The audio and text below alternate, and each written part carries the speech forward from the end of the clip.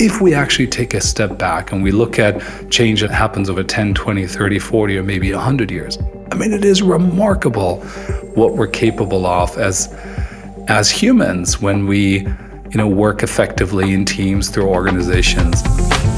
Welcome to Leaders Unplugged. Leaders Unplugged is a real talk with the impactful, candid, honest, actionable, and fresh from behind the scenes.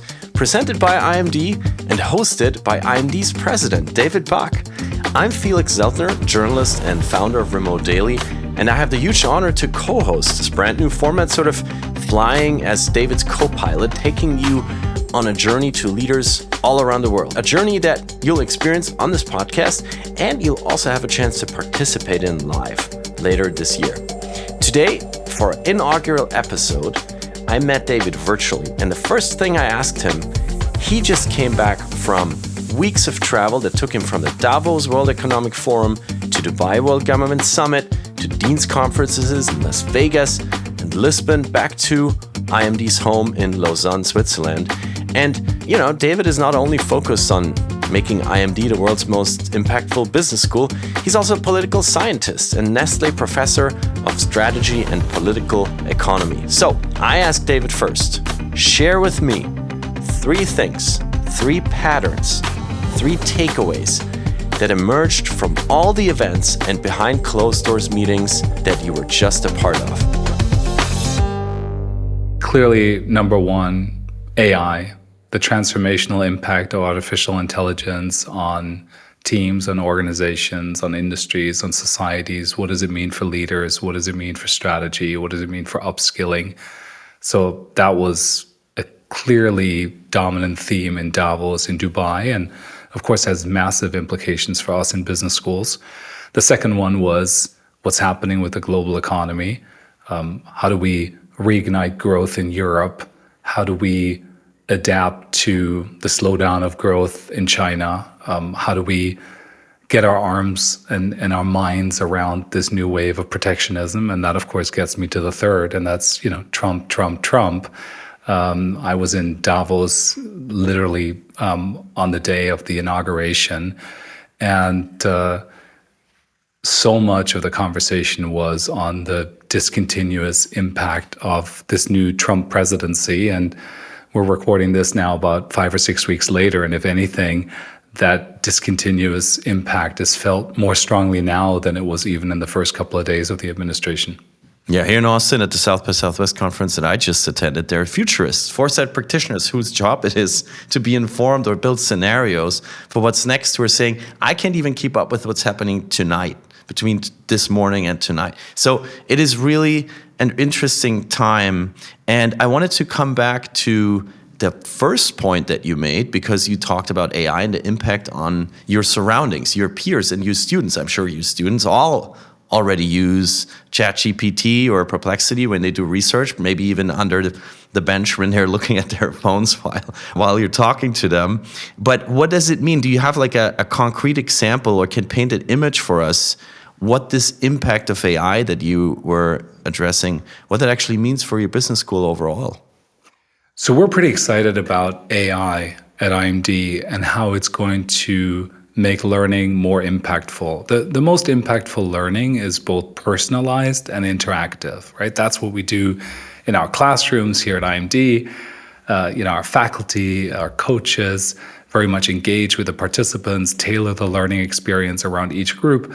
But it's difficult to do personalized interactive learning at scale. Usually when you try to reach more people, it becomes less personalized or it becomes more one-directional. What is so exciting about AI is that it enables us to do personalized interactive learning at scale. So we're developing tools, we're developing AI-powered games that we think are going to enable us to impact more learners in more places and to make learning deeper. That's not the conversation that many of my dean colleagues have about AI. They're very concerned about cheating and academic integrity. And of course that matters. Yeah. Here at IMD, of course, we have the good fortune that so much of our work is with senior executives. And so I think they're not further along. Yeah, we're further along in capturing So clearly we've given a lot of thought to this as well. And our assignments have changed in our MBA program, our executive MBA program. But I think we're well positioned to think about the opportunities of AI when it comes to learning, when it comes to business school pedagogy. And I know that our colleagues are going to get there. I shared a few things that we do at IMD to inspire them to think about the potential and not just about the risks. Do you think there's going to be an AI David soon that people can have maybe a personalized workshop with? I just saw Reid Hoffman, the founder of LinkedIn, in its AI version giving a keynote at a conference. Yeah, there's already an AI version of me if you want to, or at least there's an AI version of a session that I've taught. So one of the things that we've done here at IMD is we've developed tools where you can take the transcript of a class and you add to it some articles that I've written or some slides that I've used in the session. You put it all together, and then you, Felix, could have a conversation with the content from that session after the session happened, right? And we offer this now in many of our programs so that our participants can continue learning after the session is actually over. And it's fascinating to see that people then might ask questions in a different language, or they might ask to have the insights applied to their industry, or they might ask the AI tool to quiz them on a couple of things that they have learned. So, very cool. So that's already here. Now, what I'm really excited about is a synthetic version of me that can just record amazing videos and maybe one day record amazing podcasts, but we're not quite there yet. So far, it's still the real you. And I know you That's have what you think, actually. That is what you think. You don't know that. Ah, damn it. Well, I hope for it to be the real you, because before I saw your team, but it's all about the context, right? And I think in the future, we will have to have watermarks for video calls that show us, yes, you're podcasting with an actual human and not just with its AI version. But talking about humans, David, was there a moment, and I'm asking about these like behind closed doors moments that you went through over the last couple of weeks, was there a moment when you met someone that you maybe hadn't met before out of all the global leaders that you crossed paths with, where you said, wow, this was a person, when I think about leading us into the future, this was a person that really inspired me. And maybe you even had a conversation with them. I'm kind of asking for. Yeah. Look, this was my first time here. at the World Economic Forum and the first time at the World Government Summit, and I admit, like, I was a little starstruck, right? I mean, suddenly there's Mohammed Yunus, and there's Christine Lagarde, and you check in with Steve Schwartzman from Blackstone. Check in. I just walked over and said hello, and we both went to Yale and sort of quickly connected over that. I mean, I quickly connected with him. I'm not sure that he connected with me just as much around this. So clearly you have that, right? And just amazing policymakers, leaders, entrepreneurs, technologists, scientists. But it's sometimes these sort of unexpected encounters. So there was one moment when I was at the World Economic Forum in Davos. I was sitting on a bench or like on a couch, actually working on a few things in between sessions. And there's a lady sitting next to me. I saw that she arrived with a bit of an entourage, and she was giving an interview. And at first I didn't pay a whole lot of attention. And then I started listening in a little bit more. And she was talking about the importance of attracting capital and investment and rebuilding, and what our people were dealing with. And it was Julia Sifridenko, the first deputy prime minister of Ukraine. And, I was just impressed by her determination, her demeanor, her purposefulness, and how she explained what was ahead for the country. So, since that encounter, I see her everywhere, in all the important conversations that are happening around the world right now about how to bring this terrible war to an end and how to begin the process of reconstruction. There she is, negotiating with governments, negotiating with business leaders on bringing investment in. So I can't claim to know her. As I said, my encounter with her was, she was sitting on one couch and I was sitting across the hallway or across the sort of aisle, on the other side. But you do realize that people who have this enormous responsibility are, they're real people. They're dealing with real issues, real challenges, and it's been inspiring to see how she's navigating the corridors of private and public power, trying to rally support for the important work of rebuilding the country. Well, maybe there's a chance to have her as a podcast guest in the future. I'm really excited to build this format together with you. And Leaders Unplugged is not just a title, it's what we really, set out to do here. And it also means that we're talking about some things that are maybe a little bit uncomfortable, maybe a little bit uncertain, and sometimes speculative. So, going to ask you now as a leader, what do you think people with responsibility should pay attention to in this year that started, as you said, with more news, more impact than most, I think, in the Western world were able to digest? Is there something of a orientation that you can give fellow leaders who are listening right now? I think we have a tendency to focus on what is right in front of us. Right. That's why CEOs tend to be so focused on the next quarterly earning. That's why the meeting that we're preparing for gets the attention. We think about the next upcoming election. And of course, what is in front of us right now is this dramatic rupture in the transatlantic relationship. Right. So we're having this conversation just a couple of days after the dramatic Oval Office meltdown involving President Trump and Vice President Vance and President Zelensky of Ukraine, and the realization. And probably the deputy minister that you just mentioned was also. I think she was in the room. There's one picture where you can see her right there. Yeah. Wow. And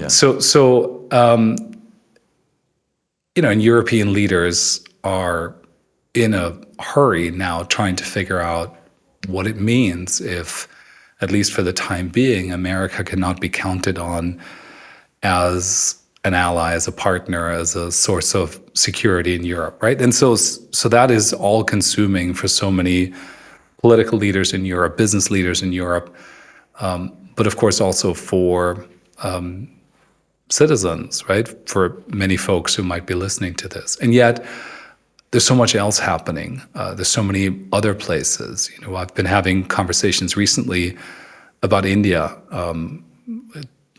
wonderful conversation with India's ambassador to Switzerland and a couple of Indian business leaders, and the sense of momentum, the sense of shared purpose, the feeling that domestic politics, international politics, demographics, all of that aligns to enable India to return to the place that it occupied in the 18th century, right? India used to account for a quarter of world GDP, and as did China in the 18th century. And it's been very much a 20th century phenomenon that it hasn't played this sort of dominant economic role, right? So the rise of India is happening, and it doesn't occupy the headlines as what's happening right now in transatlantic relations, but is incredibly consequential. At the same time, the demographic explosion in Africa, that just, hundreds of millions of young people,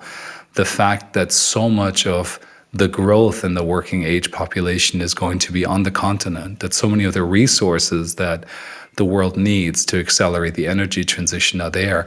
So there's this contrast between this sort of politics that demand our immediate attention and these long-term trends. So you're asking me about 10, 15 years from now. 10, 15 years from now, it will be a world. I don't know what will have happened with the transatlantic relationship, but I know that India is going to be more important, and I hope that way more people are going to pay attention to Africa and the business opportunities there, and more generally what's happening at the continent. So making sure that we don't lose sight of these long-term transformational trends while we're focusing on what is immediately in front of us. Interesting. And there is another question that I wanted to ask you about the future, David, that I learned at South by Southwest from Ipsos, from the people that do surveys around the world the entire year. And one of the futurists that works at Ipsos, I asked him, what's your favorite question to ask a leader? And he said, I ask leaders thinking 5 or 10 years from now, what is something they wish they had a trend line on? So I'm really asking them to become futurists for a moment and select something specific that they wish they would know about now. So I'm turning that to you now. What is something, David, thinking 5 or 10 years from now that you wish you had a trend line on today? Yeah, let me bring it back to AI, right? Massive investments going into AI, incredible excitement about the potential of the technology. And we're beginning to get questions about, is there an AI bubble? Have folks overinvested in AI? And of course, in some ways, I'm sort of a marked child. I was in the Bay Area in the late 1990s and early 2000s. I was at Berkeley in graduate school. And I remember, I was a poor PhD student, and all of my friends were at startups and going to IPO parties and having just an incredible life. And then in the early 2000s, I remember once getting an email from a friend, another one bites the dust because she had been laid off from a third .com, right? So I've been through a sort of boom cycle and a subsequent bust before. And so I asked myself that question. So what would I want a trend line on? What really is the impact of AI going to be, not in the short term, but in the medium term, right? When it comes to new technologies such as AI in particular, we tend to overestimate the impact in the short term. Again, go back to what is right in front of us. And we tend to underestimate the impact in the long term. So I would love to know how work has changed, how organization has changed, how communication has changed as a result of AI 10 years from now. And I think if we knew that, we could make better decisions right now about how much we invest and where we invest and how we govern and what safeguards we put in place and how we upskill folks about this. So I'd love to have that window into the future.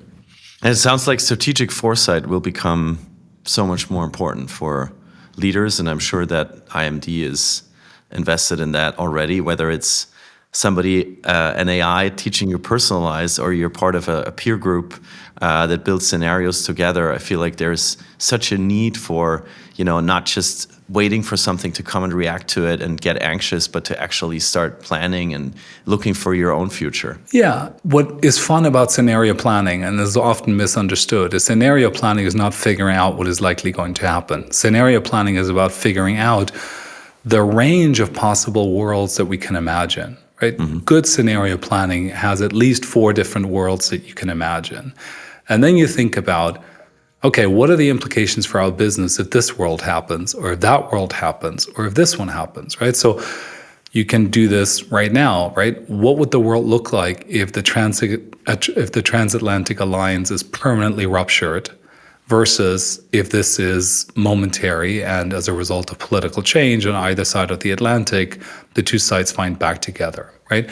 What does the world look like if AI becomes primarily a force for good, drives productivity growth, inclusion, more opportunities, versus becomes, hypercharges the kind of mistrust that people have in institutions? If you just take these two things, you come up with a nice little 2x2, you have 4 different worlds. What is the impact on your business in those 4 worlds? What decisions would you now make that you would be okay with in any of those 4 worlds, right? Are there things that only make sense if you end up in one of those worlds as opposed to another one, right? That helps you figure out what it is that you should be doing now. And then, of course, what you end up doing is you observe, is the world on the path to box 1, box 2, box 3, or box 4? That's where the value comes in. So you're right, foresight is really important, but it's less about knowing the answer and more about being able to ask the right questions, critically examining what is actually happening, comparing the real world to your theory of the case, if you will. And so at the end of the day, it's actually less about certainty and more about developing the kind of agility, the kind of flexibility that you need to deal with the uncertainty that is out there. And absolutely, that is something that many leaders have to do right now in order to navigate these unprecedented waters. In all the travels that you just did and all the conferences that you attended, did you actually see leaders do that? Was there a moment where you thought, I see some people here who are actually much more strategically thinking about the future than I expected. So I was actually surprised how behind closed doors a lot of politicians and policymakers understand what needs to happen to future-proof their economies, to strengthen their societies. And it reminded me of this famous quote by Jean-Claude Juncker, former Prime Minister of Luxembourg, who said, "We know what we have to do. We just don't know how to get reelected once we have done it." Right? So in some ways, the private discourse and conversation does reflect the magnitude of the challenges. There are a lot of people who understood, for example, the need for massive investment in Europe, or to reduce the regulatory burden, or to compete more vigorously with other parts of the world, right? But the challenge, of course, is how do we get that done? How do we build support for that as business leaders, as political leaders? So, yeah, it's funny that you say that behind closed doors you were more impressed by some leaders than what you received from them. It's in part because it is this issue of how do I get reelected, or how do I keep my coalition together. But I think it's also because in some of those meetings, you can give longer answers. The questions are a little bit deeper and more thoughtful, right? In that setting, an interviewer is not looking for a quick soundbite that is going to lead to lots of clicks. It's actually somebody who's trying to get deeper insights. And so it is a format, I think, that allows for more in-depth conversation. And I was quite happy to see that many of the people that you sometimes see on TV who give sort of short, canned answers, they think more deeply. So that was reassuring. Which brings us back to this very podcast and to the finale of our inaugural episode. David, you just recorded what is going to be the second episode of Leaders Unplugged with Sergio Ermotti. Can you give us a little bit of a teaser? You just talked about, there's maybe like some longer answers behind closed doors, but I think this was a very deep conversation. Maybe you have a favorite question that you asked him that you can tease us on? So Sergio was the CEO of UBS, left that role, but then was called back when UBS took over Credit Suisse after its Swiss rival encountered, very, very serious challenges, about 2 years ago. And so it was a fascinating conversation. He visited us here on campus in Lausanne. We had 400 people in the auditorium, including our entire MBA class. And we talked about this moment for Europe. We talked about financial services, technology, disruption, but also, of course, about, this merger, this takeover of their erstwhile rival. And, these two banks have dominated Switzerland. Like, they are the leading global financial institutions or banks. And, one took over the other. And so he shared candidly about how that's going, anything from sort of technical integration, data, and all of that, to culture integration. And how do you make sure you forge a single entity out of this? So it was a great conversation, listening to him sort of describe that process, how they're doing, but I also got to ask him some questions about his almost 50 years in banking. He started as a 15-year-old apprentice in banking, and listeners should listen and see whether they believe that if given a chance, he would have still wanted to be a banker or a professional football player. He's one of the most successful banking CEOs, and you get the sense that he would have loved to just play football. But great guy. I learned a lot from him, and I hope our listeners will as well. What's your secret passion that we will uncover on this podcast? Well, we'll have to see. I mean, I love people. I love meeting people. I love learning from them. It's such a privilege to be at a place like IMD. Like, every day we get to meet interesting people. We get to listen to them, learn from them. The secret of our pedagogy is, frame an interesting question and get out of the way. I mean, that's we do a little bit more than that, but we really do have the good fortune of meeting really interesting people and seeing them wrestle with fundamental challenges facing their business, their organization, but also fundamental issues that they themselves face as leaders. Why am I here? Why am I doing this? Why should people be led by me? These kinds of questions. And it's just a privilege to be in the room for that. And I grow as a result of that exposure. So I look forward to sharing some of those insights and reflections as we go along. Fantastic. Do you think there is a question that leaders should ask themselves more often?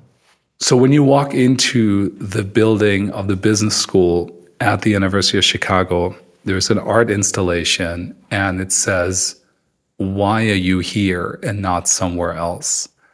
And I've always thought this was incredibly powerful. I think every student should ask themselves, like, why am I here? Why am I not somewhere else? Which means, first of all, like, what else could I be doing right now? But also, what is the path that has taken me here? Like, who has lent me a hand? What was the critical juncture? Where did I get lucky? And so I think it's a really, really important question. Like, why am I here and not somewhere else? Why am I doing this and not something else? And am I making the most of the opportunity, of the responsibility? So I think it's a really healthy way of reflecting on what you get to do as a leader. Wow, that's a deep one. And I'm looking forward to asking some of our guests that. Yes. David, the last question for you today. You said in the very beginning of the podcast that you're an optimist. And I would love to know, to close us out today, what are you most optimistic about right now? I'm an optimist for 3 reasons, really. The first one is I've been incredibly fortunate in my life. I've benefited from so many opportunities. It just leaves an imprint on you that, things work out, that there's opportunity, that you learn, you grow. I think if you're in education, like, you end up becoming very optimistic, right? Like, the whole idea of being in education is to help people get better at something. So you need to have a belief in things moving forward and getting better. I think the second reason is because I believe in the fundamental decency of people. I think people want to do the right thing. What has fascinated me in my research is, what are the kind of incentives, what are the kind of environments in which people make bad decisions, or they put short-term interests over long-term opportunities, or they become very selfish, right? But at the end of the day, like, nobody likes hurting others. People want to do well, and so we just need to find the right way of structuring incentives and environments and rewards for them to do that. And then I think the third is, if you just look at the long arc of history, like, you can't help but be amazed by the progress we've made. I gave a graduation. I was fortunate to give graduation remarks to our EMBA program a couple of weeks ago. And again, it was in this moment of sort of doom and gloom. And I said, you know what I'm going to do? I'm going to tell you about all the positive things that have happened over your lifetime. The dramatic reduction in child mortality, the dramatic reduction in the percentage of those living below the poverty line globally, the dramatic improvement in life expectancy of certain types of cancer, for example, the remarkable increase in the efficiency of solar panels, for example, that is now making renewables cost competitive, right? The dramatic drop in the price of communication and shipping containers around the world and all of that. So if we actually take a step back and we look at change that happens over 10, 20, 30, 40, or maybe 100 years, I mean, it is remarkable what we're capable of as humans when we work effectively in teams through organizations. And so we just need to remind ourselves of that. And sometimes it's 2 steps forward and 1 step backwards. But it is amazing what we're capable of doing. It's amazing of what we've done. And I firmly believe that if we work together, informed by strong values or strong sense of purpose with the right incentives, there's just nothing that we're not capable of achieving together. Wow, what a powerful way to end this first episode. And my ears were perked when you were saying that, because I thought about all the patterns that you mentioned at the beginning. AI, nations separating themselves from each other. And then, of course, Trump. And I was thinking, yeah, we can fix this, even though right now it's hard to even look beyond the afternoon or the day. We can fix this. And thank you for being an optimist, and thank you for being an amazing guest and co-host on this brand new podcast. And I feel so privileged to be in the same room, virtual room, with you right now, and I'm really looking forward to host many leaders together. The next episode, as we already teased you on, will be with no other than the CEO of UBS, Sergio Ermotti, recorded live at IMD. And thank you so much, David, for creating this format together between IMD and Remote Daily. And thank you to your team. And these are your last words, David, for today. I'm really excited about where we're going. I think we're going to have a whole lot of impact together. I hope that we can inspire people, we can challenge them at the same time. I think this is going to be a lot of fun. So I look forward to it. See you soon on Leaders Unplugged. Thank you.